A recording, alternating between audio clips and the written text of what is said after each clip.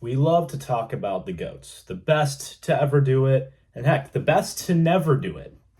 Today we're talking about the worst to ever do it. So, I'm going to go through every UFC division, the women's divisions, and then the men's divisions, and take a look at every champion there has been, and we're going to see who was the worst one out of all of them. Now, I'm going to try not to go super old school with a lot of these. I'm not going to be like, worst lightweight champion, Sean Shirk, or like worst middleweight champion, like Merla Bustamante. Like we're not going to do that. That feels like cheating. So we're going to try to keep it as modern as possible. And we're going to take a look and we're going to see who the worst are. Starting with women's strawweight. Now, we got a lot of greatness in the strawweight division. We have Rose Namajunas, we have Jędrzejczyk, we have Wei Li, who's the current champion right now, and quickly carving her way into becoming the best strawweight ever and surpassing Jędrzejczyk, in my opinion. So really, it's just down to Esparza and Jessica Andrade, and I'm picking Andrade as the worst of them. Now, I know Esparza is also kind of has an okay resume. Jessica Andrade is pretty inconsistent too, but Esparza was a two-time champion. I'll give her that, and I know she won it in pretty terrible, boring fashion against Namajunas, but she won regardless. And she's two-time champion, the first ever champion as well. So you know what? I'm going to give it to Andrade, and Rose beat Andrade in the rematch after she lost the title. And yeah, that's all I really have to say. Women's flyweight, there's only 3 champions. It's Nico Montano, Valentina Shevchenko, and Alexa Grasso. Answer's pretty easy, Nico Montano. I mean, Valentina Shevchenko's the best flyweight ever, women's flyweight ever. Grasso at least beat Shevchenko. I mean, Grasso doesn't have an amazing record per se, but sorry, my cat's messing with stuff. Grasso doesn't have the best record per se, but at least she has 2 wins over Shevchenko. Notice how I said 2 wins. Let me go on a side tangent for a second, because I feel like this really needs to be mentioned. I know the second fight was a draw, okay? And I'm also going to use the example of Moreno and Figueiredo's first fight, okay? When you have a title fight, and you have a reigning champion and a challenger, and you go to a draw, what happens? The champion still retains the title, and the challenger does not. Simple. That's a win and a loss. I know it's a draw. They went to a draw. The judges' scorecards, whatever. Yes, they did go to a draw. But really, if I'm challenging someone for the title, and we draw, I don't win that title. Or if I'm the champion and I go to a draw with a challenger, I still keep my title. That's a win or a loss. Simple as that. And I will talk about Moreno and Figgy, but I figured I'd bring that up now. So Moreno and Figgy, really? They're just 2-2. Shevchenko and Grasso, 2-1. I know, but I think it's something we should consider. Anyways, Nico Montano, first ever flyweight champion, was stripped due to weight issues, so pretty easy for me. Anyways, I'll try not to get on too many side tangents. Bantamweight, Juliana Pena. I know we have Holly Holm. We got to crap on Holly Holm. She actually carved out a really good legacy for herself and had good wins. She beat Tate twice. That's impressive. Kat Zingano. That's impressive too. That's good too. Excuse me. And she really only lost to Holm and Nunes. Excuse me. I know she was overhyped and all, but she carved out a legacy for herself. 6 title defenses, I believe. And decent competition that she beat. Juliana Pena, she only got a title shot against Nunes coming off of 1 win. Really? 1 win. It was just because they didn't know who else to give Nunes. Nunes had cleared out the division already. And I know Pena beat Nunes, and that's very impressive. And I know she's beat Raquel Pennington again and regained the title. I really don't care that she's a 2-time champion. And And I know Raquel Pennington, you could throw her in there too, but I think Raquel Pennington's resume is a lot better than Juliana Pena's. And I know, like I said, Juliana Pena has the Amanda Nunes win, and she's always going to have that. But I just think overall, Rocky's wins are better. She has a longer, more lengthy resume, and I just think Penny is not that great. Out comparatively speaking, and I know Holm and Tate were also champions, and they're like, but like goat wise, they're better than Pena. Women's featherweight, I'll include women's featherweight just because it was a division. It's not a division now, I know, and it's really, really shallow. It was really, really shallow, but I'll include it anyways. And the answer is easy, Jermaine Durand to me. When you have the other two champions as Chris Cyborg and Amanda Nunes, it's pretty easy to show that Durandamy is the worst champion. Plus, it doesn't help that she maybe shouldn't have won the fight against Holm if the ref had actually taken points for the illegal shots after the bell. And she refused to fight Chris Cyborg for the next title shot. So, doesn't look good. We don't really like Jermaine Durandamy, you know? Anyways, on to the men's divisions. Flyweight, I'd say Henry Cejudo. Out of all the other ones, you got Demetrius Johnson, Pantoja. Those are greats out of the conversation. You got Figgy and Moreno. Figgy had a very scary and a very dominant path to the title, beating the likes of the aforementioned Pantoja and beating, like I explained before when talking about Grasso and Shevchenko, beat Moreno twice. Like I said, I know the first fight is a draw, but what happened? It was a draw, but Figgy kept his title and Moreno did not get his title. They're 2-2 with Moreno. Moreno's very good, right? And speaking of Moreno as well, also Figgy smoked Benavidez twice. So, you know, that looks great. Moreno, also a very good champion and has continued to carve out his dominance at the top of the at the top of the flyweight division, even though he's not champion anymore. He's beat the likes of Amir Albazi, Steve Erceg. He's just continued to stay on top and carve out a good lasting legacy for himself and beating the likes of Figgy, right? So, yeah, I think it's pretty easy to say Cejudo. I know he has the Demetrius Johnson win and he's beat like TJ Dillashaw. Then again, it was anemic TJ Dillashaw coming down from bantamweight when he had absolutely no business in doing so. Any punch from Eddie Fighter would have wobbled the crap out of Dillashaw. Like, that's just how it is, you know? And yeah, when Cejudo just didn't have a great legacy to look back on and then just dipped after flyweight, and hasn't really carved out a good legacy at bantamweight. I mean, he's beat Cruz and other dude, I cannot remember his name for the life. Moraes. Sorry, Moraes. He beat Moraes.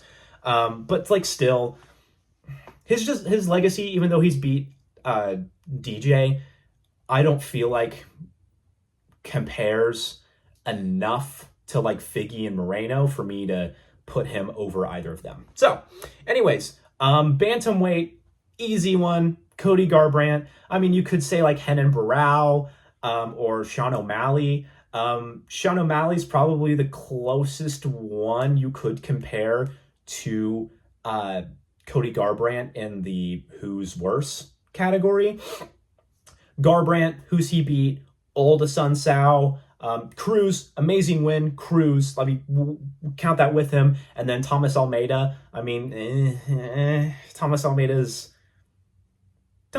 decent at the time, scary at the time, but like, you know, comparatively speaking, O'Malley's beat. I mean, like you said, you know, O'Malley's beat Chito Vera. He arguably lost to Peter Yan. Beat Sterling. That's great. You could say O'Malley. I guess I won't say O'Malley because at least he had a title defense, you know, and then he hasn't had the super bad downfall that Cody Garbrandt has had. You know, Cody Garbrandt being knocked out by Pedro Munoz and then being schooled by Rob Font after being knocked out twice against TJ doesn't really look that great. So That's my argument for Cody Garbrandt. Featherweight. It's down to Conor or Ilya because you got the divisional greats in Aldo, in Volk, in Max, right? They're greats. They're out of the conversation. It's down to Conor and Ilya. And I'm going to go with Conor. I know he smoked Aldo in 13 seconds, right? He's big legacy at featherweight, one of the most influential fighters, the most popular fighter of all time in the MMA space. But I like Topuria's wins a bit more, right? And I guess they're both similar in the fact that they've beat divisional greats and then dipped to lightweight. So they're kind of similar in this point. Why I have Ilya over Conor, at least Ilya has a title defense. At least Ilya defended his title. So I think that alone puts Topuria over Conor. Conor's wins at featherweight. We have Poirier, we have Mendez, and we have Aldo.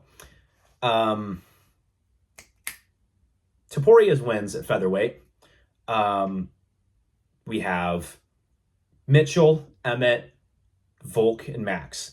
And Volk and Max, I think I rank those a bit higher than like Mendez and Aldo. Just a little bit. And like I said, at least Topuria defended his title, so that's why I'm going to put him over Conor. And like I said, Conor is, I don't know. Anyways, lightweight. Guess who? It's Conor again. This one's a lot easier to justify than the featherweight Conor explanation. Because maybe you could say, the Aldo KO was better, and then the Dustin Poirier win has aged very well, and Mendez was, stellar competition, and he overcame the wrestling question, that kind of thing, right? But Conor has had 4 fights at lightweight, and he's won one of them. He beat Eddie Alvarez. That's it.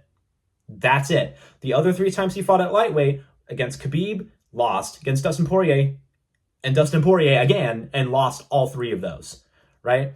The other fights he's won outside of featherweight have been at welterweight. He won the second Nate Diaz fight at welterweight, and then he won the Cerrone fight at welterweight. Other than that, I could see someone saying, maybe like Anthony Pettis, he was this big hyped up thing and just kind of disappointed everybody. When I lost to RDA, maybe you say RDA wasn't the best, but even RDA was pretty stellar at pretty decent at lightweight. Or maybe you want to say Eddie Alvarez, he's pretty mid and then got smoked by Conor, right? But at least they carved out something for themselves at lightweight. Conor has only done one thing and then lost all the rest. So pretty easy for me in my opinion. Welterweight, probably the easiest one on this list, Matt Serra. I don't really think that needs much of an explanation. Yes, he beat George. Fluke win, really, I know. Who else are you going to put at the welterweight bottom spot? Don't know. Let's move on. Middleweight, this one is pretty easy for me. Michael Bisping. I know, excuse me, Luke Rockhold could be in the conversation too. Luke Rockhold, in fact, lost to Michael Bisping and then never won a fight after that again. But I think Michael Bisping did beat Luke Rockhold, knocked him out. That's impressive. And at least has a title defense. But let's get to that. Bisping was a throwaway supposed to be a throwaway title defense against Rockhold, which does make his win against Rockhold even more impressive. But who did he beat? Anderson Silva. Out of his prime, Anderson Silva, that didn't look good anymore. And Bisping made it really, really, really close. Bisping made it very close with Anderson Silva. And I don't know, it's Anderson Silva. Anderson Silva was way out of his prime, dude. Come on. I don't like that. And I also don't like arguably losing to number 11, 42, 43, more of his late 40s-year-old Dan Henderson in a rematch. Wins the belt off of Luke Rockhold. What does he do? skips Whitaker, skips Romero, skips other guys at the top of the division like Masasi, all these guys, Souza. And he says, I want number 11, old man Dan Henderson, that just got back into the rankings, mind you, just got back into the rankings. I want him. I want that rematch. And what does he do? He arguably loses to that old man, that small old man, and that small old man almost knocks him out twice in that fight. And then after losing to St. Pierre, he loses to Gastelum. I know Gastelum was super good back in the day. You know, like when he first started, he was really promising. But at that point, that just being lost to him, Gastelum entered his inconsistent, undisciplined era. He really did. And I know he went on to have like the war with Adesanya and all that, but like whatever, right? He's just very inconsistent. But when you look at the loss against Gastelum, who was everyone's bounce back fight after losing bad? Gastelum. By everyone, I mean like two people, right? Chris Weidman losing bad to Luke Rockhold. Who's his bounce back fight? Kelvin Gastelum. And like Weidman's looked pretty terrible since that. Darren Till, after losing bad to Woodley and then losing bad to Masvidal, who was his bounce back fight at middleweight? Gastelum. And continues to then look terrible afterwards, right? So then it's like, come on, dude. And you're going to say, oh, well, like Bisping was coming 3 weeks off of the St. Pierre loss. And yeah, that's very true. He was not fully recovered, but he was caught hands down, wide open with the cleanest hook that Gastelum hit him with. Yeah, it was bad. So anyways, enough rambling. On to light heavyweight. I'm going to say Jamal Hill. When you take a look at all the other champions, I mean, you have all the greats like John Jones, DC, put Alex Pereira in there as a reigning champion. Those guys. Who else do you have? You have Blachowicz. Hey, he beat Dominic Reyes, which that one has aged very well after Reyes has beat Krylov. And then he beat Adesanya. Very impressive from Blachowicz. And then continued to stay on the top for a while until the Olberg loss, which, whatever. I don't really want to talk about that. Plus, you have Yuri. Yuri is still proving that he's top light heavyweight worthy. And I know like he almost lost to Glover, made that really scrappy. His wins against Volkan and the aforementioned Reyes have continued to age very well. He smoked Rakic and he smoked Jamal Hill, right? So he's continued to prove that despite the Pereira losses, he still deserves to be at the top of the division. Jamal really hasn't proven that to us quite yet. And I know he's beat Thiago Santos and and then he beat Glover to regain the title. But that's the thing is Jamal was given an anger title shot by Dana after the whole Blachowicz and Ankalaev debacle, right? Dana was so mad at how that fight went. She was like, fine, Glover and Jamal Hill get the fight. I'm sick of how that fight went. Like, it was an anger title shot that Jamal wasn't really in a position for at the time. I get it, I guess, but like, he was given a good opportunity. He capitalized on it. Then he dropped the title. Respect him very much for dropping the title like Yuri did. But then has lost to Pereira and has lost to Yuri.